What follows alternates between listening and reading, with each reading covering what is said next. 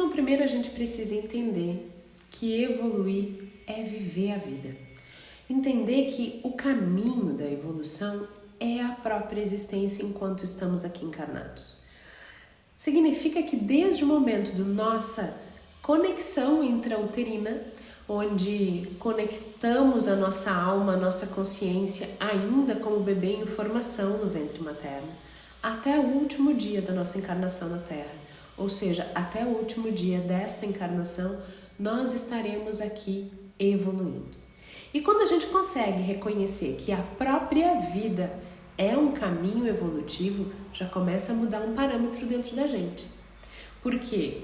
Vamos pensar do seguinte: a vida é uma grande escola e todos nós estamos aqui em aprendizado.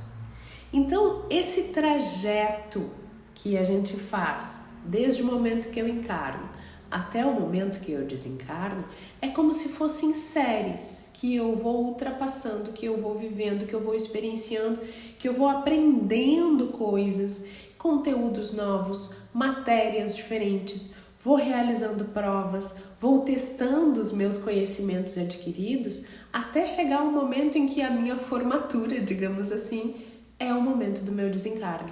Quando eu me formo, eu concluo este curso e estou pronta para iniciar um curso diferente, que é o quê? Sair deste corpo físico e depois de um determinado tempo vir novamente para uma outra encarnação e começar um novo curso.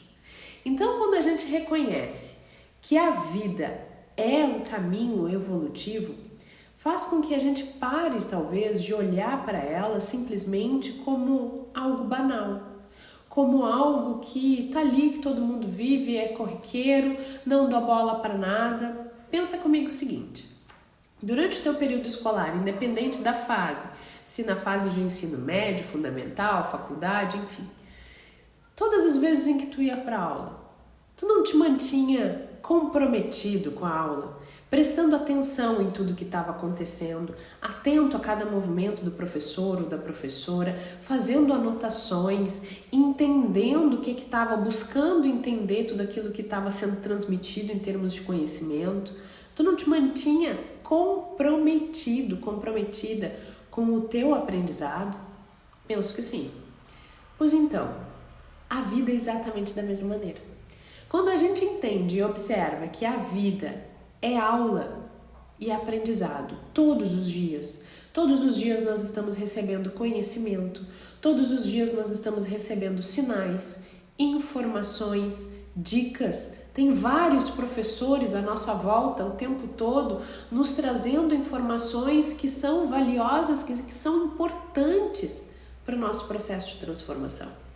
Quando a gente consegue entender isso, a gente começa a se manter mais atento. A gente começa a mudar a forma de enxergar as coisas e entender que por detrás de cada situação, de cada fala, de cada mensagem, de cada coisa que acontece na minha vida, sempre tem um significado, sempre tem uma simbologia. E se eu tenho esse nível de atenção, eu como uma aluna, e eu sempre fui a aluna dedicada,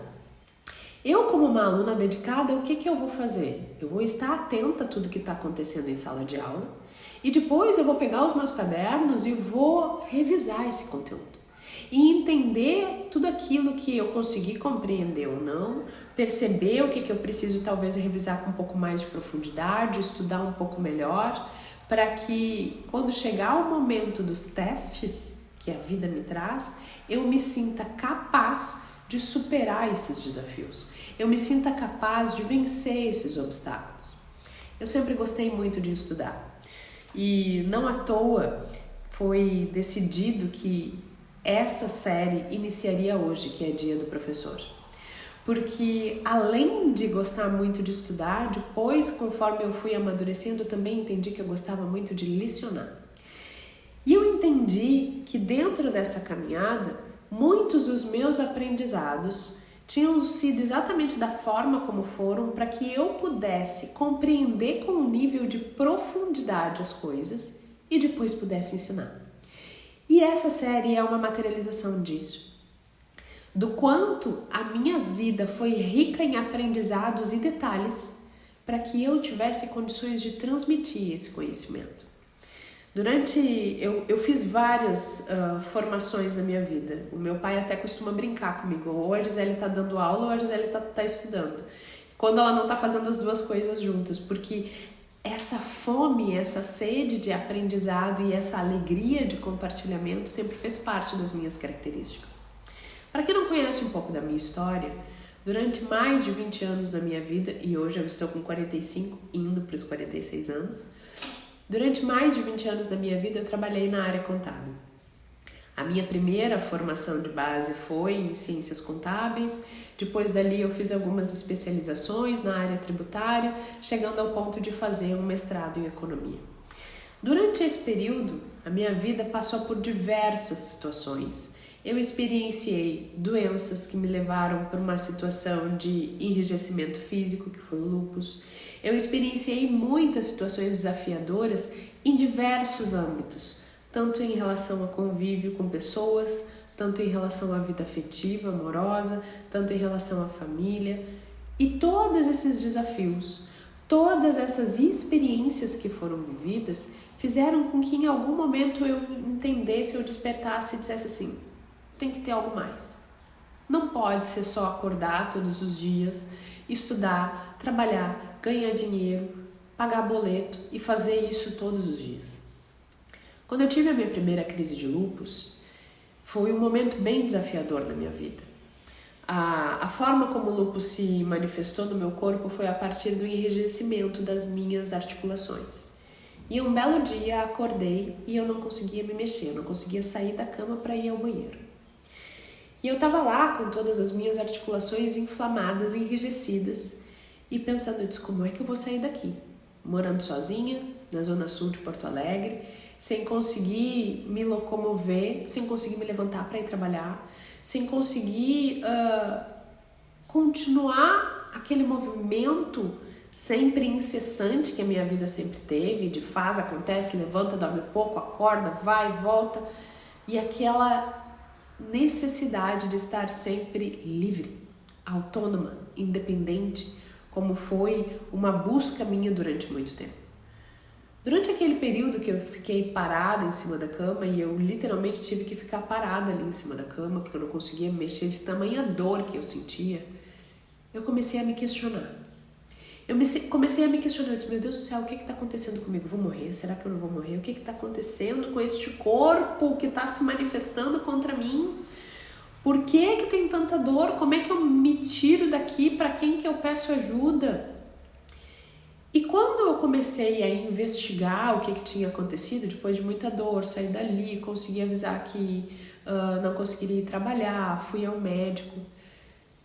E o processo de descoberta e investigação do lúpus não é um diagnóstico simples, que tu vai lá, faz uma detecção simples e tá lá diagnosticado no teu prontuário lúpus. Até porque tem uma série de requisitos que precisam serem cumpridos, tem diversos níveis de lúpus também. E quando eu recebi o diagnóstico do lúpus, eu quis entender o que significava isso. Eu disse, tá, eu preciso entender o que é, da onde que vem, para onde que vai, do que se alimenta, por que isso aconteceu, isso é contraído, a gente pega, não pega, isso nasce, brota, geração espontânea, enfim, como é que é isso? E quando eu fui estudar o lúpus, eu entendi que isso era uma doença autoimune. E uma doença autoimune tem um significado muito grande. Porque significa que o teu sistema imunológico, que é a tua barreira natural, protetiva, contra qualquer outra coisa que venha de alguma forma agredir a tua saúde, né? O teu sistema de defesa do corpo. Se o meu sistema imunológico, que era o meu sistema de defesa, estava se voltando contra mim e me atacando, e não atacando algo que estava do lado de fora, significava que a minha maior barreira, que o meu maior obstáculo, que o meu maior veneno, quem estava produzindo era eu mesma. Significava que a minha doença, na verdade, era fruto da forma como eu estava levando a minha vida. E isso causou uma pane geral no meu sistema. Isso fez com que eu tivesse que literalmente parar e entender não só o significado disso, mas entender o que eu estava fazendo da minha vida. E aí começaram esses questionamentos. Tá, Qual o sentido de estar aqui? Qual o motivo de estar aqui encarnada? Qual o motivo de estar aqui viva? Para que eu estou vivendo dentro desse corpo? Tem que ter um propósito eu estar aqui passando por isso tudo, não é possível. Tem que ter um motivo, tem que ter uma razão. E eu sempre fui muito conectada com a espiritualidade desde criança. Desde a minha infância tive manifestações mediúnicas em casa desde muito cedo. Mas independente disso, eu nunca encontrei em nenhum lugar alguma coisa que me trouxesse respostas a respeito disso. Porque o fato da gente ter uma mediunidade aberta, uma conexão espiritual aberta, não significa que eu vá ter as respostas que a minha alma procura. Não significa que eu vá ter o nível de esclarecimento que eu gostaria de ter. Para que eu consiga acessar essas informações, é necessário primeiro que eu me conheça. E não só que eu conheça com quem eu estou me conectando espiritualmente. Um conhecimento, um desenvolvimento mediúnico, ele está vinculado a simplesmente uma capacidade inata do ser humano de se conectar espiritualmente. Por quê? Porque nós somos espíritos. Então, se nós somos espíritos vivendo aqui na matéria, nós temos naturalmente a capacidade de se conectar com qualquer outro espírito. Ponto. Então, isso não era suficiente. Eu precisava de respostas. Eu precisava entender qual o sentido da minha vida. E a gente fala muito hoje em dia de propósito, né? Muitas vezes algumas pessoas vêm para mim e dizem: eu quero entender qual é o propósito da minha vida. Eu quero entender qual é o propósito da minha existência. E hoje eu posso dizer que o propósito da nossa existência é evoluir. E o que significa evoluir? Significa se melhorar a cada dia, se transformar, mas não para o outro, para mim. Porque acima de tudo, a primeira relação que eu preciso desenvolver é comigo. E a gente não é ensinado a isso. A gente é ensinado de que a gente tem que estar a serviço do mundo, a serviço do outro, de que a gente tem que estar sempre olhando para fora. E cada vez mais isso nos é trazido. Cada vez mais isso, de certa forma, até nos é cobrado. Eu trabalhava na época 14, 16 horas por dia, dormia 5 horas, 4 horas e meia talvez. Tinha uma alimentação completamente desregrada, não cuidava do meu corpo, não cuidava da minha saúde. Trabalhava em 2 lugares ao mesmo tempo, vivia uma vida de aceleração, de pressa. Por quê? Porque eu tinha que fazer, eu tinha que ter, eu tinha que construir. E essa questão da sobrevivência, da construção financeira, da construção profissional, né? Essa nossa materialidade nos requer dedicação, sim. Mas a gente olhar exclusivamente para isso e deixar todo o resto da nossa vida de lado é literalmente olhar apenas para uma disciplina que a vida quer nos trazer. Trazendo essa analogia da escola, é como se eu quisesse estudar apenas geografia e esquecesse que tem português, matemática, química, física, biologia. Então, quando nós nos focamos apenas numa disciplina, numa matéria da vida, e a gente deixa de lado as outras, essa conta em algum momento chega. E a gente, quando faz isso, consciente ou inconsciente, a gente assume a responsabilidade de não ter estudado aquelas matérias. E quando a gente assume a responsabilidade de não ter estudado aquelas matérias, a gente sabe que a gente vai sair mal na prova. E não adianta a gente colocar a culpa no professor. Então não adiantava eu colocar a culpa em Deus, colocar a culpa na vida, me colocar como vítima, que o meu sistema imunológico estava me esfregando na cara, me mostrando que existia uma parte da minha vida que eu não estava olhando, que existiam matérias da minha vida que eu não estava estudando e que por isso eu tinha reprovado naquelas disciplinas, tinha tirado nota vermelha. E que eu precisava me dedicar a todas as áreas da minha vida. E não apenas uma.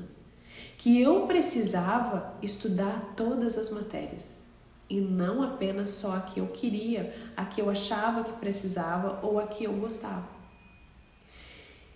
E quando eu comecei a entender isso de uma maneira um pouco mais profunda, e eu resolvi estudar bastante psicossomática para entender o que o corpo tinha para me trazer de mensagens. Quais eram as informações que existiam por detrás de cada dor, por detrás de cada articulação travada, por detrás de cada sentimento de fragilidade, por detrás de cada hora perdida de sono. Quais eram os significados da alimentação que eu tinha na época de ser rica em sal, gordura e em álcool? O que significava isso tudo? E eu comecei a perceber que olhar exclusivamente para uma matéria da minha vida, que era a área profissional e financeira, na verdade era uma grande fuga. Uma fuga para não olhar para as outras matérias porque eu não me sentia apta a estudar as outras matérias. Porque eu não me sentia capaz de estudar as outras matérias. Não me sentia pronta. Porque, de certa forma, essas outras matérias, em algum nível, me gerariam sofrimento, tristeza. Me gerariam emoções que eu não estava disposta a lidar. E a grande reflexão que a gente precisa fazer é, primeiro, por que eu não estou comprometida com a vida da mesma forma como eu era comprometida com a escola? Por que eu não estou olhando para todas as disciplinas, para todas as matérias que a vida está me trazendo? Se é necessário que eu olhe para tudo, para que eu tenha bom aproveitamento de todos os conhecimentos. Será que talvez eu esteja me sentindo inapta a lidar com algumas situações, com algumas questões dentro de mim? E se essa é a resposta, a grande questão é, o que eu faço para mudar? Como eu mudo esse comportamento? Como eu transformo isso dentro de mim? Como eu modifico o meu jeito de me comportar, de agir, de sentir e de me relacionar comigo e com a vida? Te espero no próximo encontro.